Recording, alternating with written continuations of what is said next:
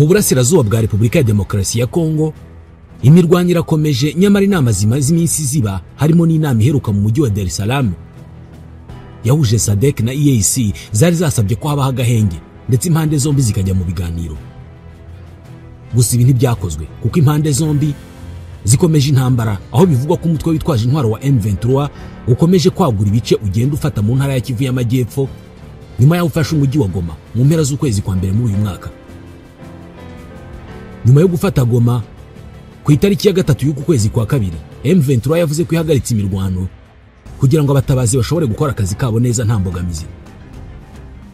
Inateguza ariko ko abaturage bari mu bindi bice nibakomeza kugirirwa nabi ngo izajya kubatabara. Umuvugizi wa M23 mu rwego rwa politike Bwana Kanyuka Lawrence aherutse kuvuga ko ingabo za Repubulika ya Demokarasi ya Kongo, iz'u Burundi n'izindi bibumbiye hamwe ngo zirimo kwica no gusahura abatuye mu mujyi wa Bukavu n'ibindi bice byo muri Kivu y'Amajyepfo. Integuza yo gufata umujyi wa Bukavu yatanzwe mu gihe M23 yari ikomeje kugabwaho ibitero mu bice igenzura muri iyi ntara. Uko ihangana n'iri huriro niko abasirikare b'iri huriro bahunga, bamwe muri bo bagahohotera abaturage bakanasahura. N'ubu hari abari mu nkiko. Mu gitondo cyo ku itariki ya 12 muri uku kwezi, abarwanyi ba M23 babyukiye mu mirwano n'ihuriro ry'ingabo za leta ya Kongo maze bafata agace ka Ihusi kari mu ntera y'ibirometero bigera kuri 70 ugana mu mujyi wa Bukavu. Bivugwa kandi ko M23 yanamaze gufata centre ya Kalehe yose iherereye muri teritwari ya Kalehe. Ingabo za Repubulika ya Demokarasi ya Kongo, iz'u Burundi, Wazalendo na FDLR zari ziri muri iyo centre zihunga zerekeza mu majyepfo. Utu duce twiyongereye ku tundi M23 isanzwe igenzura muri Kivu y'Amajyepfo turimo centre ya Minova, Lumbishi, Numbi, Nyabibwe na Kavumu iherereyemo ikibuga cy'indege cy'ingenzi cyane muri iyi ntara. Perezida wa M23 Bwana Bisimwa Bertrand yasabye leta ya Kongo guhagarika amarorerwa wakomeje gukorerwa i Bukavu no mu nkengero zaho, agaragaza ko ingabo z'amahanga zikorana na leta ya Kongo ngo nta mpuhwe zigirira abaturage. Bisimwa ati leta ya Kinshasa igomba guhagarika amarorerwa ingabo zayo zirimo gukorera mu mujyi wa Bukavu no mu nkengero zawo. Ati Kinshasa yatumye ingabo z'amahanga zitagirira abaturage bacu inkuru. Perezida wa M23 yavuze ko abanyekongo batuye i Bukavu no mu nkengero zayo ngo babuze aho bahungira bitewe n'ubu bugizi bwa nabi barimo gukorerwa, nyamara ngo leta ya Kongo ifite inshingano yo kubarinda ariko ngo ntabwo ibikora. Mu nkuru y'ikinyamakuru mpuzamahanga cy'Abafaransa yo kuri uyu wa gatatu saa 2 z'ijoro, ikinyamakuru cyanditse cyemeza ko imijyi ibiri yo mu ntara ya Kivu y'Amajyepfo ya Ihusi ndetse na Kalehe ngo yamaze kwigarurirwa n'umutwe wa M23 na nyuma y'imirwano ikomeye yamaze iminsi ibiri. Iyi mijyi iri ku birometero 60 hanze y'umurwa mukuru wa Kivu y'Amajyepfo ndetse no ku birometero 30 uvuye ku kibuga cy'indege cya Kavumu. Umwe mu baturage batuye muri uyu mujyi wa Kalehe yabwira radio mpuzamahanga y'Abafaransa ati turimo kubona abarwanyi bari hose ariko baratuje, ntacyo barimo kubwira abaturage. Iki kinyamakuru kandi cyavuze ko guverinoma ya Repubulika ya Demokarasi ya Kongo yasabye ko haterana inama y'ibihugu bihuriye mu muryango w'iterambere muri Afurika y'Amajyepfo SADC ngo baganire kuri ibi bitero bishya bya M23. Igisirikare cya Kongo n'abandi bahanganye na M23 kiri no muri gahunda zo kuburanisha abasirikare bacyo mu kanya n'ibikomojeho. Ibi byatangajwe n'ibinyamakuru bikorera mu burasirazuba bwa Repubulika ya Demokarasi ya Kongo. Ubushinjacyaha bw'iki gisirikare ku itariki ya 11 y'ukwezi kwa kabiri bwavuze ko kuva ku itariki ya 5 bukurikiranye abasirikare 272 bose ba leta barimo abisha abaturage, abafasha abaturage ku ngufu ndetse n'abasahuye ubwo bahungaga M23. Ubushinjacyaha bwa gisirikare bukorera mu ntara ya Kivu y'Amajyepfo muri Repubulika ya Demokarasi ya Kongo bukurikiranye abandi basirikare 188 bahunze imirwano bari bahanganyemo n'umutwe wa M23. Imirwano aba basirikare bahunze yabereye mu bice bitandukanye bya teritwari ya Kalehe muri Kivu y'Amajyepfo birimo centre ya Kalehe, Nyabibwe na Kavumu. Igisirikare cya Kongo gikorera muri Kivu y'Amajyepfo cyari gerutse gufunga abasirikare 84 barimo 9 barasha abaturage 10 bakurikiranweho icyaha cyo kwica, gufata ku ngufu, gusahura no kwigumura. Mu gitondo cyo ku itariki ya 11 hafashwe abandi 8, umunsi urangira hafashwe abandi 180 nk'uko byasobanuwe n'ubushinjacyaha bwa gisirikare. Muri rusange abasirikare bakurikiranyweho guhunga M23 muri Kivu y'Amajyepfo ni 272. 92 batangiye kuburanishwa mu rukiko rwa gisirikare rwa Bukavu, abandi 180 baracyategereje kuburanishwa. Mu gihe intambara ikomeje muri Kivu y'Amajyepfo, abahagarariye Kiliziya Gatolika n'itorero Anglikani muri Repubulika ya Demokarasi ya Kongo bahuriye mu mujyi wa Goma n'umutwe witwaje intwaro wa M23. Aba bashumba banyuze ku mupaka munini w'u Rwanda na Repubulika ya Demokarasi ya Kongo, La Corniche, ku itariki ya 12. Ubwo bageraga i Goma, bakiriwe n'abahagarariye M23 barimo umuvugizi wayo mu rwego rwa politike, Lawrence Kanyuka. Bagiranye ibiganiro n'abahagarariye ihuriro AFC ririmo imitwe ya politike na M23 barimo umuyobozi waryo Corneille Nangaa, Vice Guverneri w'intara ya Kivu y'Amajyaruguru Manzi Wili, n'abo ku rwego rw'igisirikare ba M23. Mbere yo guhura n'abayobozi ba M23, aba bayobozi b'amadini muri Repubulika ya Demokarasi ya Kongo bari bahuye na Perezida wa Repubulika ya Demokarasi ya Kongo Felix Tshisekedi. Musenyeri Donatien Nshole ukuriye inama y'abepiskopi Gatolika muri Repubulika ya Demokarasi ya Kongo wari uyoboye iryo tsinda mu cyumweru gishize, ubwo bakirwaga na Perezida Felix Tshisekedi mu biro bye i Kinshasa, yavuze ko bamuhaye umushinga wo gusohoka mu ngorane, kandi iri huriro ryavuze ko uyu mushinga Perezida Tshisekedi yawakiriye neza. Ubwo bahuraga na M23, Musenyeri Nshole yabwiye abanyamakuru ko aya madini yatangiye umuhate wo guhuza umutwe wa M23 na leta. Ati uruzinduko rwacu rugamije gushishikariza ibiganiro, kumva ibyo basaba no kubabwira uburyo bikenewe cyane ko aya makimbirane abonerwa umuti mu mahoro. Ati twemera ko AFC M23 ishobora kugira uruhare rukomeye cyane muri iyi nzira yo kugera ku mahoro. Uruhande rwa leta ya Kongo rwaciye umurongo utukura, ruvuga ko rutazigera ruganira n'uyu mutwe. Kuganira n'uwo mutwe biri mu byo Kinshasa iheruka gusabwa n'inama y'imiryango y'ibihugu bya EAC na SADC yabereye i Dar es Salaam muri Tanzania mu mpera z'icyumweru gishize. Iyi nama y'abepiskopi Gatolika muri iki gihugu ni Anglikani ziherutse gutangiza gahunda yo kuganira n'abanyekongo batandukanye hagamijwe gushakira uburasirazuba bwa Kongo amahoro. Arikepiskopi Gatolika wa Kinshasa Cardinal Fridolin Ambongo ku itariki ya 9 y'ukwezi kwa kabiri yavuze ko Kiliziya na Anglikani biteguye kuganira na M23 kubera ko ikingenzi ni amahoro. Ati niba ari ukugigoma tuzajyayo, tuzagenda tuganire na buri wese, niyo baba bari ku kwezi tuzabasangayo. Nibyo bakoze koko, bagiyeyo. Gusa gahunda y'aba bihaye Imana yamaganywe n'ishyaka UDPS riri ku butegetsi muri Repubulika ya Demokarasi ya Kongo, rigaragaza ko Kiliziya na Anglikani ngo badakwiye gukora igikorwa cya politike batabiherewe uburenganzira na Perezida Tshisekedi. Iri shyaka ryaragize riti UDPS iributsa ko amadini adafite umuhamagaro wo kujya muri gahunda za politike mu cyimbo cya leta. Ryasabye abayobozi b'amadini akorera mu gihugu gushyigikira ubutumwa bw'amahoro no kwishyira hamwe kwa bene gihugu, ikiruta byose bakubaha ubuyobozi bwa leta bwemewe n'amategeko. Kiliziya Gatolika na Anglikani bashyigikiye imyanzuro y'abakuru b'ibihugu byo mu muryango wa Afurika y'Uburasirazuba n'Afurika y'Amajyepfo irimo guhagarika imirwano mu burasirazuba bwa Kongo n'ibiganiro hagati ya leta na M23. Umuvugizi wa guverinoma ya Repubulika ya Demokarasi ya Kongo Patrick Muyaya nawe yavuze ko nubwo Perezida Tshisekedi yakiriye abahagarariye amadini ngo atigeze abaha uburenganzira bwo gutangiza iyi gahunda. Ati rwose barimo gutangiza gahunda yabo igamije kugera ku gihango cy'amahoro, ariko nta wayisobanura habe na Perezida wa Repubulika. Kiliziya Gatolika muri Repubulika ya Demokarasi ya Kongo ifite amateka maremare mu guharanira demokarasi n'amahoro muri iki gihugu kimaze imyaka igera kuri 30 mu makimbirane anyuzamo agacuruka akongera akagaruka, cyane cyane mu burasirazuba bwaho, aho umuryango w'abibumbye ubarura imitwe yitwaje intwaro irenga 200. Ibiganiro bigamije kugera ku mahoro byashyigikiwe n'abakuru b'ibihugu byo mu muryango wa Afurika y'Uburasirazuba EAC n'Afurika y'Amajyepfo SADC ubwo bahuriraga i Dar es Salaam ku itariki ya 8 y'uku kwezi kwa kabiri. Gusa nta kimenyetso na kimwe kirimo kugaragaza ko birimo gutanga umusaruro. Abayobozi muri Repubulika ya Demokarasi ya Kongo bakomeje umuhate wabo wo gusaba amahanga gufatira u Rwanda ibihano, barushinja gutera iki gihugu, ibyo u Rwanda rwakomeje guhakana. Minisiteri y'Ububanyi n'Amahanga ya Repubulika ya Demokarasi ya Kongo yavuze ko Ministre Thérèse Kayikwamba yabonanye na mugenzi we w'Ubufaransa Jean-Noël Barrot, kandi mu byo baganiriye harimo gusaba ibihano ku bayobozi ba politike n'aba gisirikare b'u Rwanda.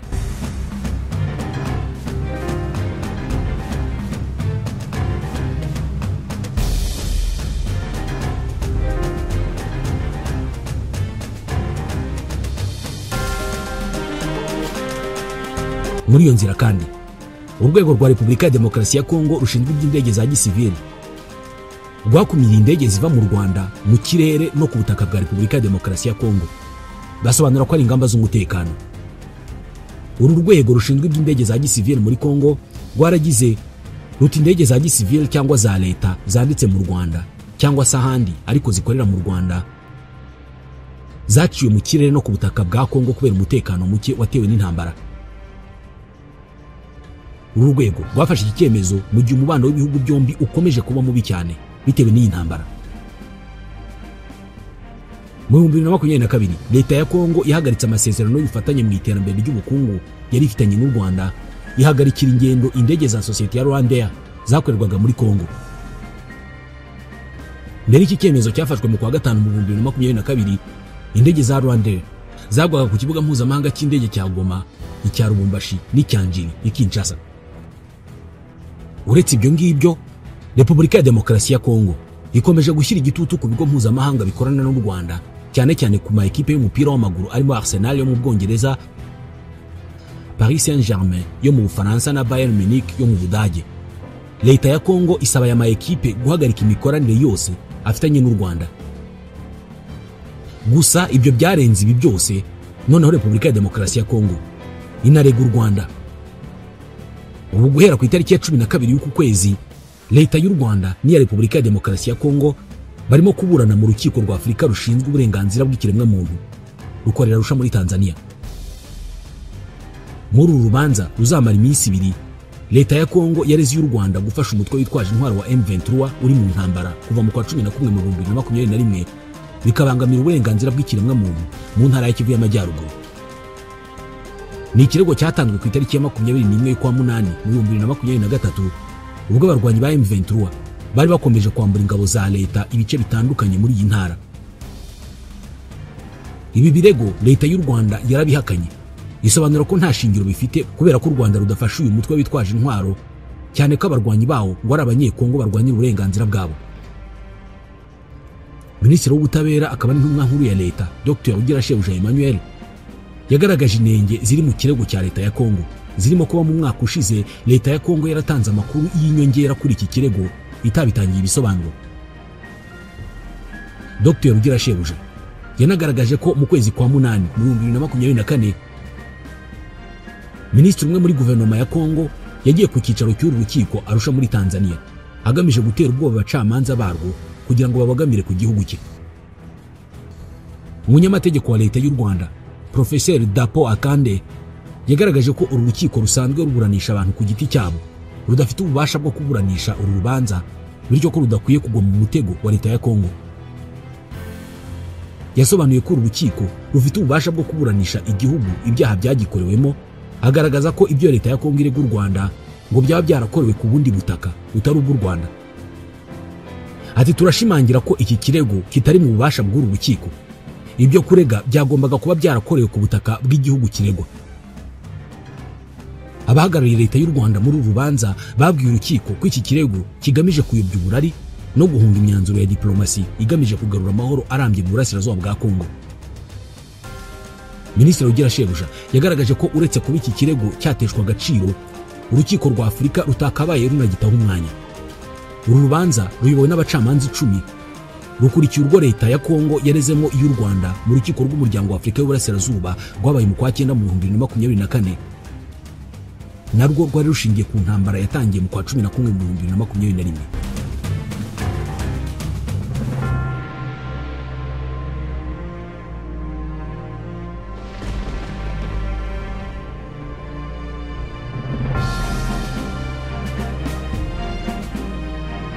Nyuma y'ibirego byinshi bishinja u Rwanda gushyigikira inyeshyamba za M23 zafashe umujyi wa Goma mu burasirazuba bwa Kongo, bikaba bishobora guteza umutekano muke mu karere, Perezida wa Repubulika y'u Rwanda Paul Kagame yemeje ko ari Perezida wa Repubulika ya Demokarasi ya Kongo Felix Antoine Tshisekedi ugomba kubazwa iby'ibyo bibazo. Yanavuze ko adaha agaciro cyane iby'ibihano mpuzamahanga bivuga ko u Rwanda rushobora gufatirwa. Mu kiganiro cyihariye umukuru w'igihugu yagiranye n'ikinyamakuru Jeune Afrique, iki kinyamakuru cyatangiye kivuga ko ku nshuro ya kenshi cyane mu myaka hafi 30 ishize, Perezida Paul Kagame yongeye kwisanga rwagati mu mutingito w'ibibazo wibasiye uburasirazuba bwa Repubulika ya Demokarasi ya Kongo, kandi nk'uko byagenze kenshi yongeye gutungwa agatoki na benshi mu muryango mpuzamahanga nk'ari we ntandaro y'ibyo bibazo. Ashinjwa gushyigikira inyeshyamba zigamije gufata ubutegetsi Kinshasa. Yashinjwe kandi gushaka kwikubira ubutunzi bw'umuturanyi we ari we Repubulika ya Demokarasi ya Kongo, ndetse ngo birasa no kugaruka k'umwami Kigeli wari wuzuye inzozi zo kwigarurira ibihugu bitandukanye. Mu gihe ituze risa n'iritari ryizewe neza ryari ryagarutse kuva i Goma kugera i Bukavu nyuma y'itegeko ryo guhagarika imirwano ryatanzwe ku itariki ya 8 y'ukwezi kwa kabiri n'abakuru b'ibihugu bari bateraniye Dar es Salaam. Rikaba ituze ryari rigenewe impande zihanganye, ni ukuvuga ingabo za Kongo n'umutwe wa M23. Iri tuze ryamaze amasaha make gusa, ndetse mu gihe habura iminsi mike ngo ya Addis Abeba habe indi nama y'umuryango wa Afrika yunze ubumwe, aho iki kibazo cy'akarere k'ibiyaga binini kizaba kwisonga mu biganiro. Perezida Paul Kagame yasubije ibibazo by'ikinyamakuru Jeune Afrique. Umunyamakuru wa Jeune Afrique yabanje kubaza Perezida Paul Kagame atese mwanyuzwe n'ibyavuye mu nama y'abakuru b'ibihugu yabereye Dar es Salaam, kandi mubona ko agahenge kasabwe n'abo bayobozi gafite amahirwe yo gushyirwa mu bikorwa. Umukuru w'igihugu yarasubije ati kunyurwa ko naranyuzwe. Abitabiriye inama barebye ahazaza bemeranya ku ngamba nziza, ariko ikibazo gisigaye ni ukureba ko iyo myanzuro izashyirwa mu bikorwa, cyane cyane ku ruhande rwa Kongo, kubera ko niyo bireba cyane. Ku bijyanye n'iyo nama nta mpamvu n'imwe yari ihari yatuma Perezida wa Repubulika ya Demokarasi ya Kongo Felix Tshisekedi atayitabira imbona nkubone. Ahubwo ku mugoroba wabanje yahisemo kujya muri Chad gushaka ubufasha bwa gisirikare mbere yo kwitabira inama hifashishijwe ikoranabuhanga. Ati ibyo ubwabyo bigaragaza imitekerereze ye n'intego ze. Ati kubwe igisubizo kiri mu ntambara mu gihe abandi bashaka inzira y'amahoro. Umunyamakuru ati inama yabereye Dar es Salaam yasabye ko ibiganiro hagati ya leta ya Kongo n'inyeshyamba za M23 byasubukurwa, bikaba bihuye n'ibyo mwari musanzwe mushyigikiye, ariko kandi yanasabye ko mwakura ingabo zanyu muri Repubulika ya Demokarasi ya Kongo no guhagarika ibyo mwita ingamba z'ubwirinzi. Bityo bikaba bisa no guhamya mu buryo butaziguye ko ingabo zanyu ziri ku butaka bwa Kongo. Umukuru w'igihugu ati gahunda irareba cyane cyane Repubulika ya Demokarasi ya Kongo, ntabwo ari u Rwanda. Ni muri Kongo ikibazo kiri kuva cyatangira kugera n'ubu ngubu. Ku ruhande rwacu birumvikana ko natwe bitureba, kandi nta kabuza tuzakora ibyo dusabwa nk'uko bikwiye. Mu by'ukuri tumaze imyaka 30 tubirimo kuva iki kibazo cyatangira kubaho. Ati muza amateka ntabwo ntekereza kuyasubiramo. Ati guhera mu 2007 twagiranye nibura amasezerano 5 na leta ya Kongo, ariko nta na rimwe leta ya Kongo yubahirije. Kugeza ubu imitwe yitwaje intwaro igizwe n'abasize bakoze jenoside mu Rwanda iracyahari. None twagombye guceceka tukareka gukora ikintu na kimwe? Guhindura u Rwanda ikibazo ni uburyo bwo guhisha ikibazo nyakuri, ndetse no guhindura amateka ku buryo warenganye ahindurwa umunyacyaha. Ati hari kandi kutavugisha ukuri no kwirengagiza ibimenyetso bikorwa n'ibihugu bimwe na bimwe nk'Ububirigi, ibihugu bifite uruhare mu mateka y'iki kibazo. Leta ya Kongo ikoresha abarwanyi b'abacanshuro, kandi buri wese arabizi. Abo bacanshuro bakomoka hehe? Bakomoka i Burayi. Ese mwigeze mwumva igihugu na kimwe cy'i Burayi gishinja abaturage babo n'ubutegetsi bwabohereje? Nta na kimwe. Nyamara bakomeza kuvuga ko byose ari amakosa y'u Rwanda.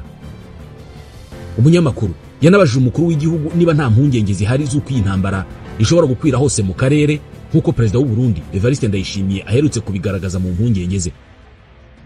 Umukuru w'igihugu ati ntabwo ushobora gutinya umuriro ngo nurangiza ukomeze kuwushyiramo ibitumugurumana. Ati ibyo twumvise ku bijyanye n'abakuru b'ibihugu by'u Burundi na Repubulika ya Demokarasi ya Kongo ni ibyiyumvo byo gutera ubwoba u Rwanda gusa. Nibo bazanye ibi bibazo bashaka intambara, bashishikariza ibikorwa by'ubushotoranyi, kandi bagahamagarira guhirika ubutegetsi bw'u Rwanda.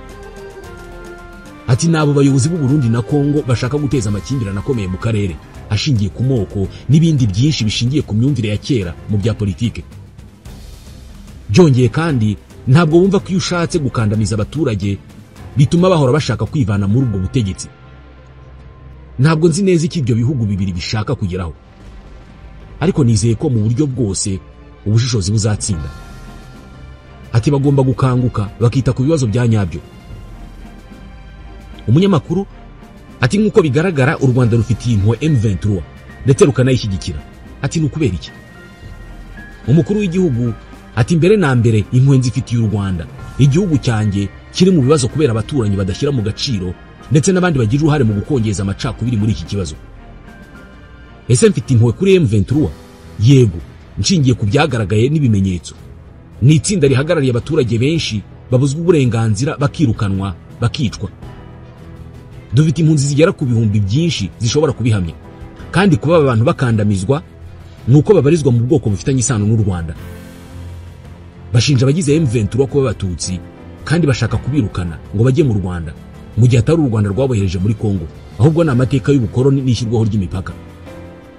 Ati politike mbi iyobowe na Repubulika ya Demokarasi ya Kongo igamije gutandukanya no kugirira nabi itsinda runaka ry'abaturage ba Kongo hashingiwe ku nkomoko yabo.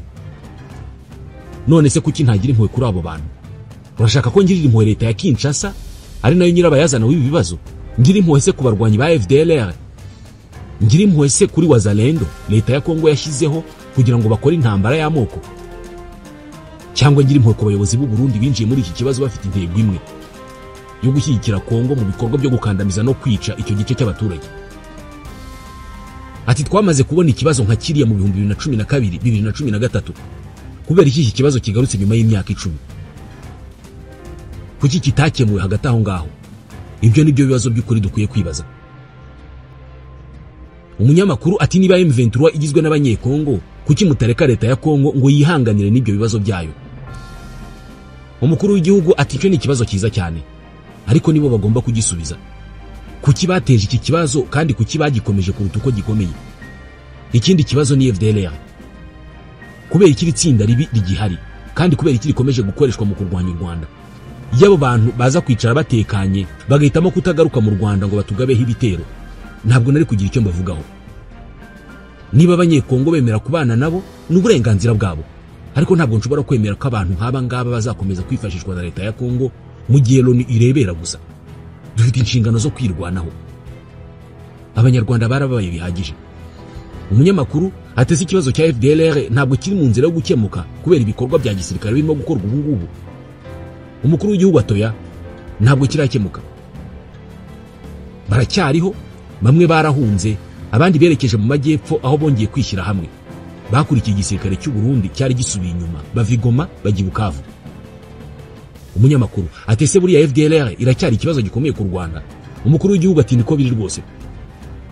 Kandi ku bantu bagifite gushidikanya, ndibutsa koloni ifite inyandiko nyinshi n'ibimenyetso simusiga bigaragaza ko FDLR igihari. Baracyafite iyo myumvire y'ivangura amoko kandi baracyarota kugaruka mu Rwanda gukora ibyo bakoze mu 1994.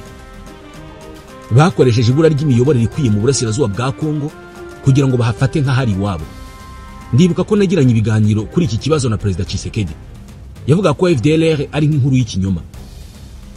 Namubaje niba azi ko muri bimwe mu bice by'igihugu cye aba bantu bihaye ubuyobozi bagakusanya imisoro, bagacukura amabuye y'agaciro, barahinga kandi bakoresha ibyo bice nk'ibirindiro byo gutera u Rwanda. Mu kwa 11 mu 2019 umutwe wa FDLR winjiye mu majyaruguru y'u Rwanda uturutse muri Kongo, uhitana abasivile mbere yo gusubira inyuma.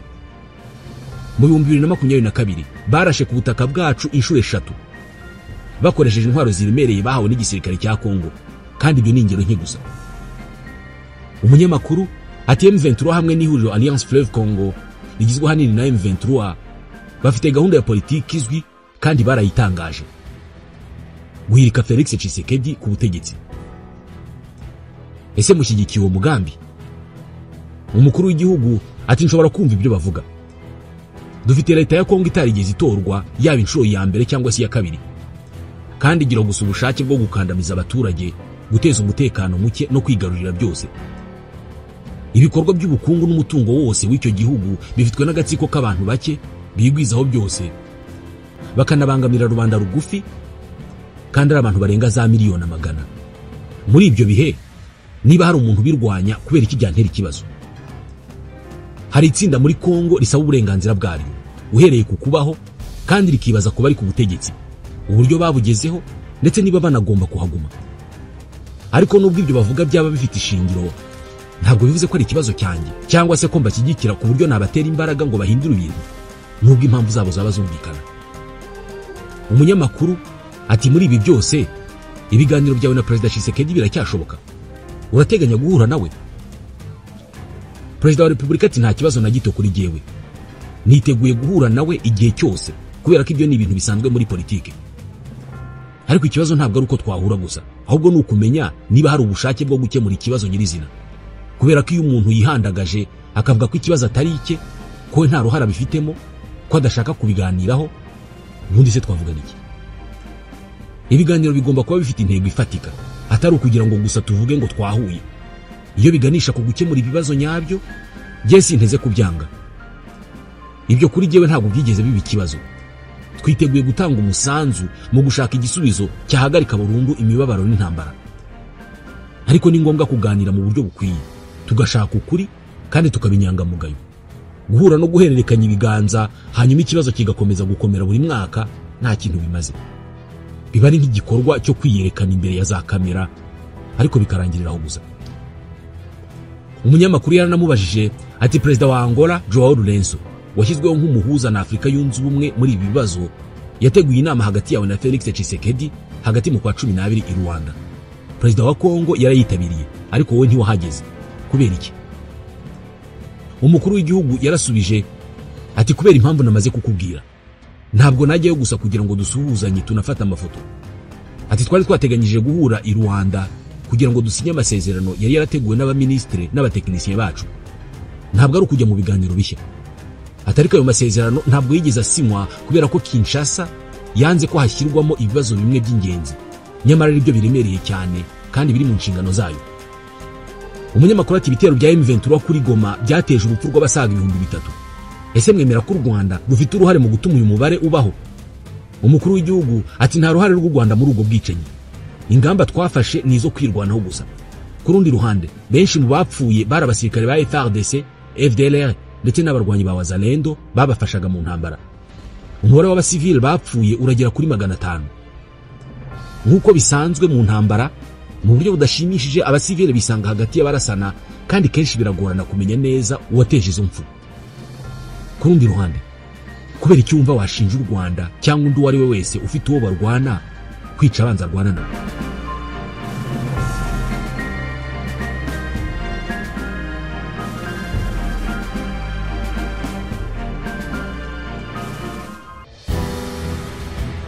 Umunyamakuru yarabajije kandi ati kuba kw'ingabo z'u Rwanda mu burasirazuba bwa Kongo ni ibintu byemewe na Loni ndetse n'abafatanyabikorwa banyu benshi harimo n'Ubushinwa. Ati bose basaba ko zivanwayo. U Rwanda rwaba ruri mu kato ku rwego mpuzamahanga. Umukuru w'igihugu ati rushyirwa mu kato nande? Kubera iki?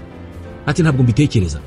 Yego ibyo kuvuga ingabo z'u Rwanda muri icyo gice bigaragara nk'ukuri, ariko ni ibyago u Rwanda ruterwa na FDLR, abacanshuro hamwe n'imvugo z'ubushotoranyi za Tshisekedi n'u Burundi nabyo ni ukuri. Abo bantu baradushinja ariko bakibagirwa ibyo bibazo byose. Bari hehe muri iyi myaka 30 yose ishize ngo bafashe gukemura ibyo bibazo? Bakoze iki mu gihe leta ya Kongo yahohoteraga abaturage bayo ndetse igakoresha umutwe w'abajenosideri mu kurwanya u Rwanda? Umunyamakuru ati Ububirigi, Ubwongereza n'Ubudage byavuze ibyo guhagarika inkunga ku Rwanda ndetse banavuga iby'ibihano. Murabasubiza iki? Umukuru w'igihugu ati ibihugu bimwe biri muri iki kibazo ni ibyahoze ari abakoloni nk'Ububirigi n'Ubudage. Bintera ubwoba bikoresheje ibihano kubera ko ndimo kwirwanaho. Baratekereza ko bashobora kuntera ubwoba. Reka mbisobanure neza. Niba ngomba guhitamo hagati yo guhura n'ikibazo gikomeye kirebana n'ubuzima bw'igihugu cyanjye cyangwa guhura n'ibihano, nzafata intwaro nyerekeze kuri icyo kibazo gikomeye ntitaye ku bihano. Twanyuze mu bihe bikomeye mu 1994 kandi byatwigishije byinshi. Igisubizo cyanjye kiroroshye. Ni nk'icy'umugore navuzeho mu bihe byo kwibuka ku nshuro 30 Jenoside yakorewe Abatutsi. Nagaragaje inkuru y'umugore mbere yo kwicwa wasabwe guhitamo uburyo yicwamo. Igisubizo cye cyabaye kubacira mu maso. Umunyamakuru ati muri Leta Zunze Ubumwe za Amerika, leta ya Biden yakunze gutunga urutoki u Rwanda nk'urufasha M23. Ese leta ya Trump izagira imyumvire itandukanye kuri mwe? Umukuru w'igihugu ati simbizi, nubwo ntegereje ko umunsi umwe hari umuntu uzabona ibintu uko biri koko, kandi birashoboka ko leta ya Trump izabibona uko nguko. Ati niteguye kubona impinduka nyinshi hagati ya guverinoma y'ubuyobozi bwavuyeho n'uburiho ubu ngubu, kandi byinshi bizahinduka birimo n'ibitureba. Umunyamakuru ati ni gute Afurika igomba kwitwara mu guhagarika inkunga ya Leta Zunze Ubumwe za Amerika ndetse n'icyo bise gusenya ikigo cyari gifite inshingano zo gutanga izo nkunga cya USAID. Umukuru w'igihugu ati hari uburyo bwo kuvugurura cyangwa se gukuraho ibintu mu nzego n'ibigo bitandukanye. Impamvu zabyo zarasobanuwe kandi kuri bamwe zirumvikana. Hanyuma uzi neza aho mpagaze ku nkunga. Nabivuze kenshi, inkunga irafasha aho bikenewe, ariko ni ngombwa kwemera ko amafaranga menshi y'inkunga akoreshwa nabi, agapfushwa ubusa mu maboko y'abantu bake bayafata. Iyi inkunga igiye mu gihugu igabanywa hagati y'abayikwirakwiza mu bikorwa n'abanyabubasha bo muri icyo gihugu. Igice gito cyane nicyo kigera ku bayikeneye bya nyabyo. Ati ntabwo dushaka inkunga igamije gukomeza kuba impamvu yo gukenera inkunga. Turashaka inkunga izafasha abantu guhaguruka no kwigira. Umunyamakuru atamavugurura y'umuryango wa Afurika yunze ubumwe yari umushinga wanyu ukomeye imyaka 5 ishize, ariko ntabwo yageze ku ntego zayo. Ese ni ikosa rusange ry'abakuru b'ibihugu? Umukuru w'igihugu yarasubije ati niko bimeze rwose, ni twebwe byaturutseho. Ati nahawe inshingano zo kuyobora iki gikorwa, nahuje itsinda ry'abahanga maze dutanga ibitekerezo by'impinduka mu nzego zose ku bakuru b'ibihugu. Ati twemeranyije ku by'ingenzi, ariko igihe cyo kubishyira mu bikorwa ni ibibazo byatangiriye kugaragara. Abari mu cyumba bari babyemeranijeho, ariko nyuma batangira gukora ibintu bitandukanye cyane nuko bari babivuze. None urumva rinde waveba usibye twebwe ubwacu. Ati hari ikintu kitameze neza muri twebwe abanyafrika, kandi tugomba kubyemera mu buryo bw'ukuri. Ntabwo dushobora kuvuga ikintu kimwe tukemera inshingano hanyuma tugakora ibintu byose mu buryo butandukanye nuko twabyemeye, kandi ibi ngibi bikomeza kugaruka kenshi. Ntabwo nzi uburyo bwo kubikemura, ariko ni ikibazo gikomeye. Mu gusoza iki kiganiro, umunyamakuru yamubajije icyo atekereza kuri manda ya perezida wa Angola Joao Lourenço nka perezida w'umuryango wa Afurika yunze ubumwe. Umukuru w'igihugu amusubiza ko yizeye ko azagerageza gukora ibishoboka byose. Ati mwifurije amahirwe masa kandi ntegereje ibyiza kuri we kugeza igihe byazagenda ukundi. Ikindi kandi uko azakomeza gukorana natwe twese nibyo bizamufasha kubona inkunga yacu.